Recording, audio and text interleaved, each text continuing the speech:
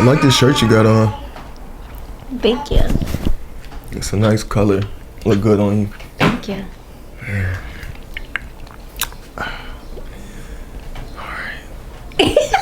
As I was doing some research, I came across this video that I thought was pretty interesting that I wanted to show you. What's a conversation that black people aren't ready to have? Oh, is that what he's asking? Yeah. Okay. What's a conversation that black people aren't ready to have?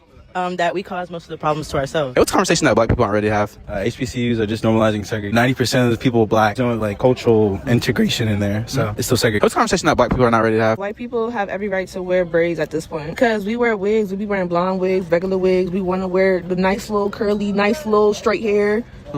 We like, it's no different. What's a conversation that black people are not ready to have? They only have light skins and dark skins. Brown skins is not a thing. What's a conversation that black people are ready to have?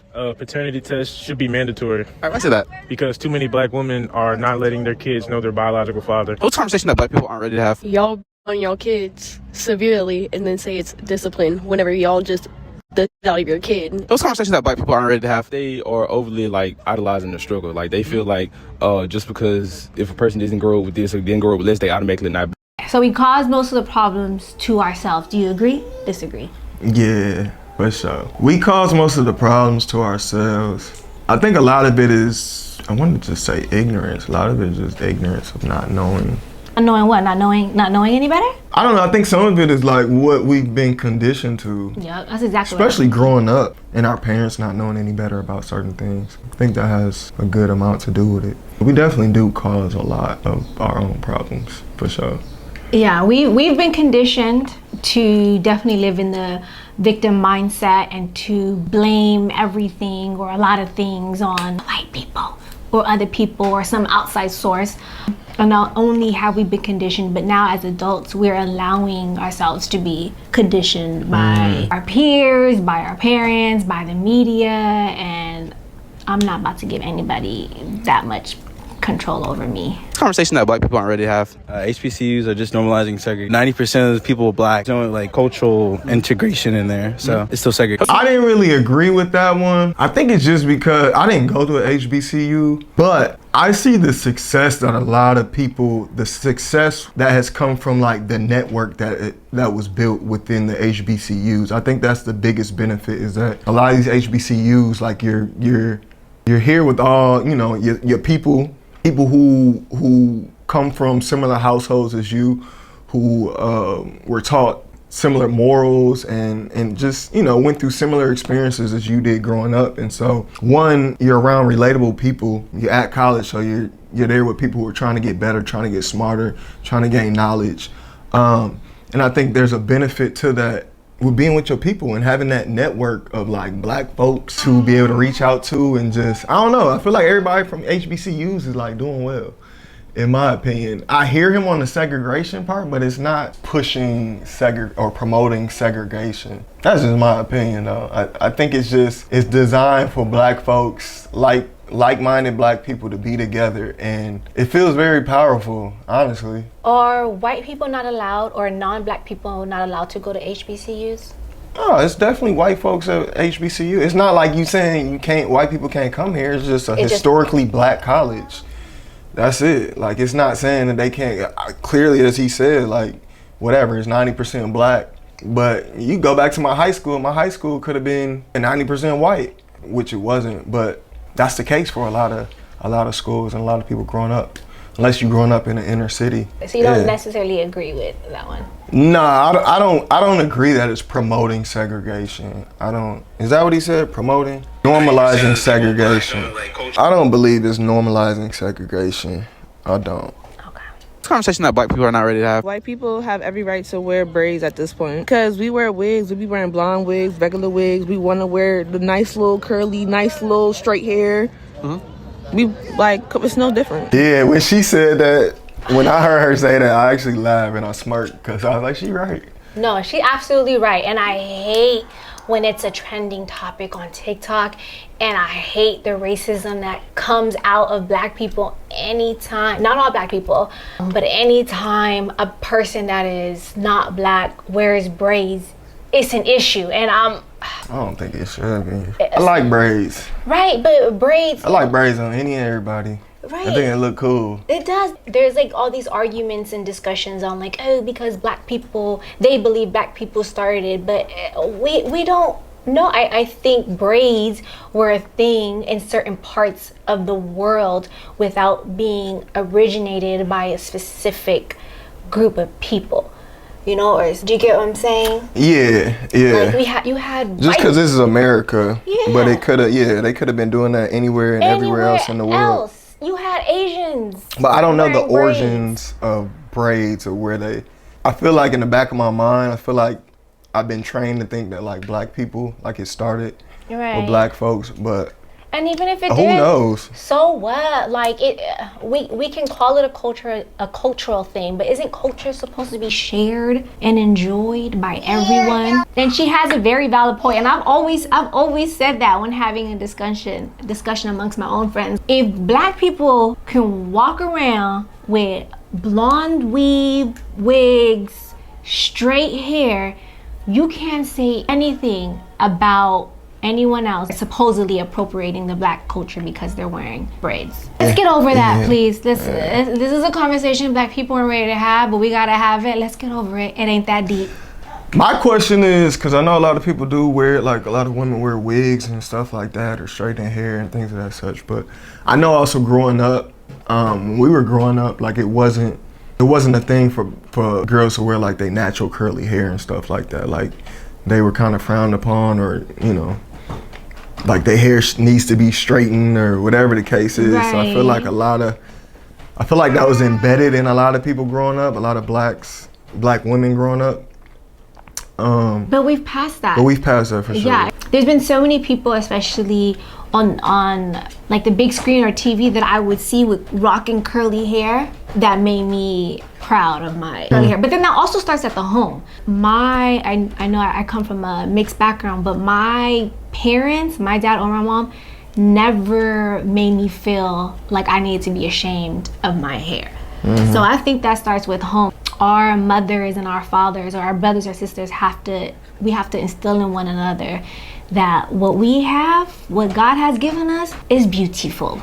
Yeah, it's beautiful. What? Not only that, it's so much power and energy held within our hair as well. So I think there's a power within our hair that I don't know, that unleashes something in us. I don't know. I think we just different. Bro. It's an energy. We are different. And not to say don't wear wigs or weave. It's fun. It's fun to wear wigs and weaves, but you're saying don't do it because you're ashamed of your natural hair. But back to the topic. Who cares if someone has braids? Right. And they're not black. Like it is not culture appropriation. What about dreads though? Well, there are in Asian countries where they dread their hair, and this is like hundreds of years ago. But there's a lot of Asian, like Jamaicans. Yeah, but I'm not talking about Asian Jamaicans. I'm talking about. Well, I only bring that up because I wondered, did it come from there? Like, is that I think where? I think regardless of where it came from, culture is meant to be shared. And I don't think there's a way for us to really pinpoint like who started this, and even if there was, who cares? So if culture is meant to be shared, then what's the whole culture? So what makes somebody a culture vulture then?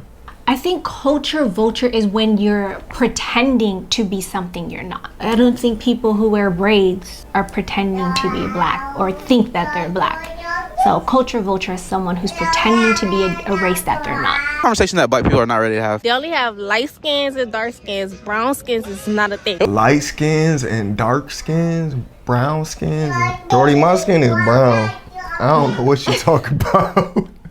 My skin is brown. It's not, that's the other thing. We're not black. My skin is actually brown. But I think the obsession with tone. Light skin, dark skin. Yeah, she Who done. cares? You're black. She done. But if we want to get down to skin tone, I'm more of a almond butter, peanut butter. What color? No, Brown? it's like a honey bun. It's Honey. like the underside of a honey bun. Yeah, honey. Not the glaze toppings, but it's like when you go to the other The side. honey bun? The honey bun, the actual like yeast. There's that color. I'm a yeast color. Conversation that black people are ready to have. Paternity test should be mandatory All right, why say that? because too many black women are not letting their kids know their biological father. Oh, you know how I hate, you know how much I hate discussion of the bitter black baby mama or bitter baby mama in general. I think if there is a decent man that wants to be a part of the child's life, but just because he doesn't want to be with you doesn't mean you should keep him away from the child. And if a paternity test is allowing you to do that, then absolutely I agree that one should be required. I feel like if there's any question, any doubt, yes, it definitely. Yeah. If there's the slightest amount, yeah, a paternity test should be taken.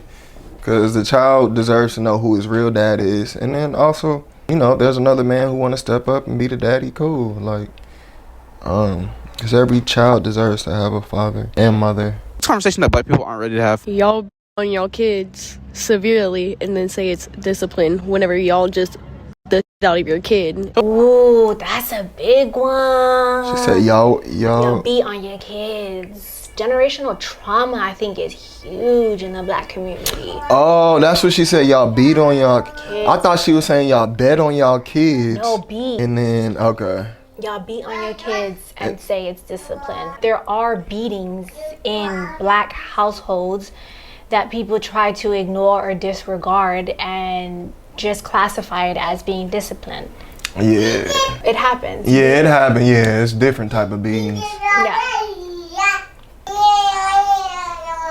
I do agree. I do think that we normalize it too often. I also think it comes from their own trauma that they went through and doesn't justify it, but they're passing it on, and I think it's unfortunate that we had to succumb to beatings to get a point across or to receive a beating as a form of discipline.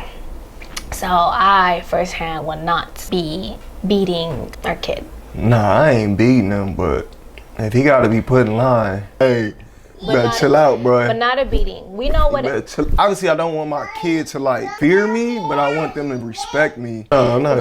We know what a beating. Yeah, it's a difference. What's conversations that black people aren't ready to have? They are overly like idolizing the struggle. Like they feel like just because if a person doesn't grow up with this or didn't grow up with this, they automatically not. Over idolizing the struggle. Struggle. Yeah, so like people who didn't have to go through the struggle as much are not as valid as people did. Yeah. Yeah, that's been a thing for a long time. But stop. Especially growing up, the difference of growing up in the suburbs and growing up in the inner city, like that's still to this day, like it's a big thing. Like, oh well, you from the suburbs? You had. Yeah. And it's like, bro, you don't know what went down.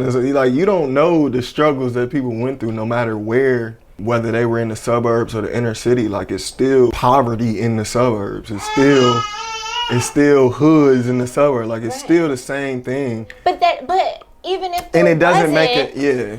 Like, don't associate struggle with blackness. Like, you don't have to grow up in the hood. You don't have to be robbing people. You don't have to have any type of struggle to be more or less black. Like, it's like, why would you want to go through that?